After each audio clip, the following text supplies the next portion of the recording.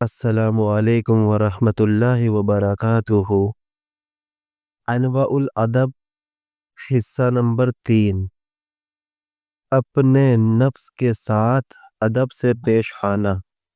امام ماوردی کہتے ہیں کہ نفس کے مزاج میں کچھ بیکار عادتیں اور بیہودہ اخلاق رکھے گئے ہیں، جس میں اچھے اخلاق ڈالنا اور ان کی تربیت دینا ضروری ہے، اور جو اچھی عادتیں اس میں ہیں ان کو بھی مہذب بنانا لازمی ہے، کیونکہ اچھی عادتوں کے مقابلے میں بری عادتیں ہوتی ہیں جو خواہشات نفس اور شہوت کی مدد سے طاقت پکڑ لیتی ہیں۔ اگر انسان اپنے نفس کو اچھی عادت کی تربیت کی طرف توجہ نہ دے تو یہ غفلت اس کے مزاج سے اچھی عادتیں مٹا دے گی، اور پھر وہ بے مراد لوگوں کی طرح پچھتائے گا، مگر اس وقت ادب سے خالی ہوگا، کیونکہ ادب تجربہ اور محنت سے حاصل ہوتا ہے، یا کسی کی اپنی عادت ڈالنے سے انسان کو ادب نصیب ہوتا ہے۔ اور ہر قوم میں مختلف مزاج ہوتے ہیں، لیکن ادب پوری طرح صرف عقل سے حاصل نہیں ہوتا، اور نہ ہی صرف مزاج کے تابع ہونے سے ادب ملتا ہے، بلکہ مشقت اور محنت کر کے اور اپنے اندر اچھی عادتیں ڈال کر ادب حاصل ہوتا ہے۔ عقل اس کے بعد اس کی نگرانی کرتی ہے، اور اگر صرف عقل سے ادب حاصل ہو جاتا تو انبیاء کو وحی یعنی ریویلیشن آنے کی ضرورت نہ ہوتی، بلکہ وہ عقل کو ہی کافی سمجھتے۔ محنت اور مشقت سے حاصل ہونے والے ادب کی مختلف صورتیں ہیں۔ پہلی، تکبر اور اپنے نفس، مال و جاہ پر فخر کرنے سے بچ کر رہنا، اس لیے کہ یہ دونوں، تکبر اور فخر، انسان سے اچھی خصلتیں نکال کر اس میں بری خصلتیں پیدا کرتے ہیں۔ جو شخص تکبر اور فخر میں مبتلا ہو جائے وہ نہ تو نصیحت سننے کو تیار ہوتا ہے اور نہ کسی سے ادب سیکھنے کو گوارا کرتا ہے۔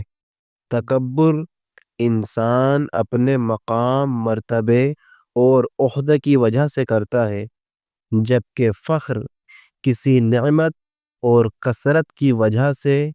تو متکبر شخص کو خود کو سب سے بڑا سمجھتا ہے، اور تعلیم دینے والے اور نصیحت کرنے والے اس کو نہایت حقیر اور کمتر نظر آتے ہیں، اور فخر کرنے والا کسی سے کچھ سیکھنے کو تیار نہیں ہوتا۔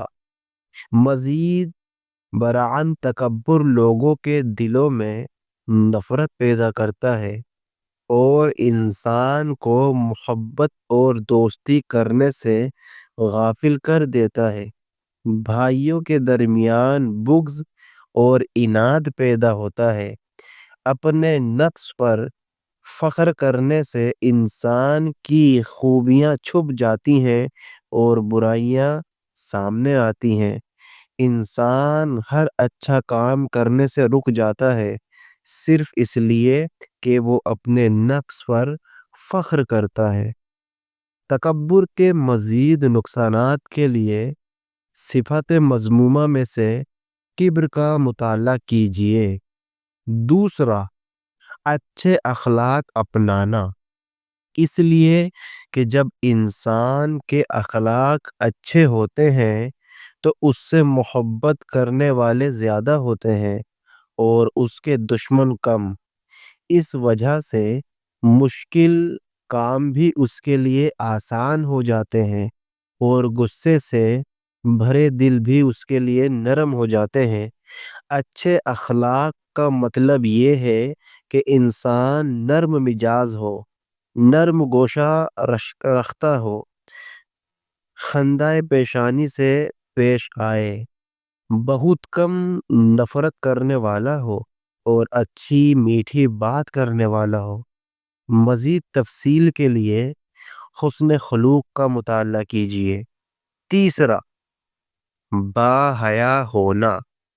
انسان میں خیر اور شر دونوں چھپی ہوئی چیزیں ہوتی ہیں جو کہ ظاہری نشانیوں سے معلوم ہوتی ہیں۔ خیر کی ظاہری نشانی حیا اور فراخ دلی سے پیش آنا ہے، اور شر کی نشانی بد زبانی اور فحش گوئی ہے۔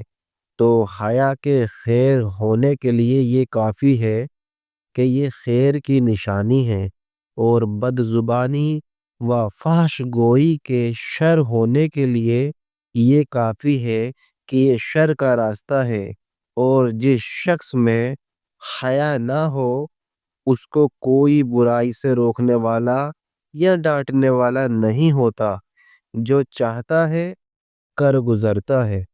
چوتھا، برد برداری اور صبر اپنے اندر پیدا کرنا، اس لیے کہ برد برداری سب سے اعلیٰ اور عقل مندوں کے لیے سب سے مناسب اخلاق ہے، کیونکہ اس میں عزت اور جسم دونوں کی سلامتی ہے، اور اس سے انسان قابل تعریف ہوتا ہے۔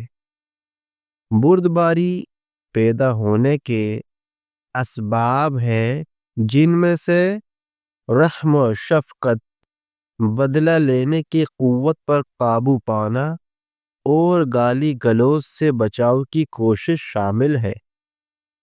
مزید تفصیل کے لیے اس کتاب میں حلم کا مطالعہ کیجیے۔ پانچواں، سچائی کی صفت اپنانا اور جھوٹ سے بچنا۔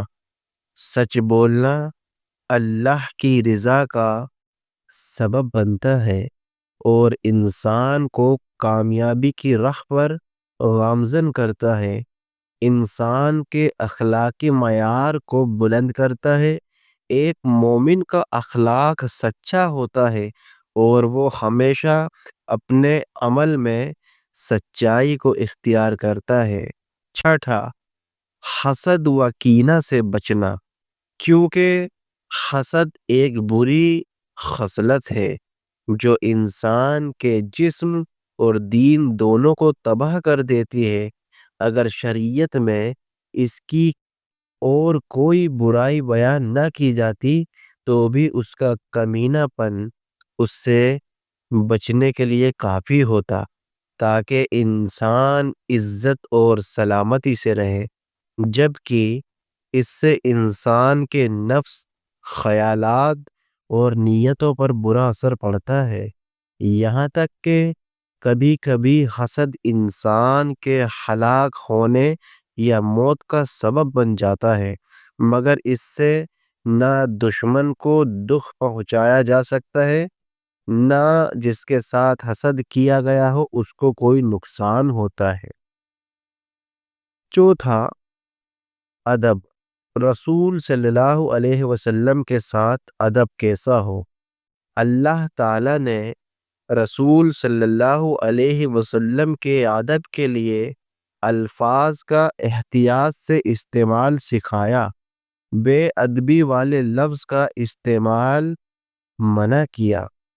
اللہ تعالیٰ نے فرمایا، اے ایمان والو، تم نبی صلی اللہ علیہ وسلم کو رائنا مت کہا کرو، بلکہ انظرنا یعنی ہماری طرف دیکھیے کہا کرو، اور سنتے رہا کرو، اور کافروں کے لیے دردناک عذاب ہے۔ رسول صلی اللہ علیہ وسلم کے ساتھ رہ کر ادب اور اجازت لینا ایمان کا حصہ ہے۔ یہ ادب کسی عام شخص کے لیے نہیں بلکہ نبی صلی اللہ علیہ وسلم کے لیے خاص ہے۔ اللہ فرماتا ہے، مومنین وہ ہیں جو اللہ اور اس کے رسول پر ایمان لائے اور جب وہ رسول صلی اللہ علیہ وسلم کے ساتھ کسی اہم کام میں شامل ہو تو ان کی اجازت کے بغیر کہیں نہ جائے۔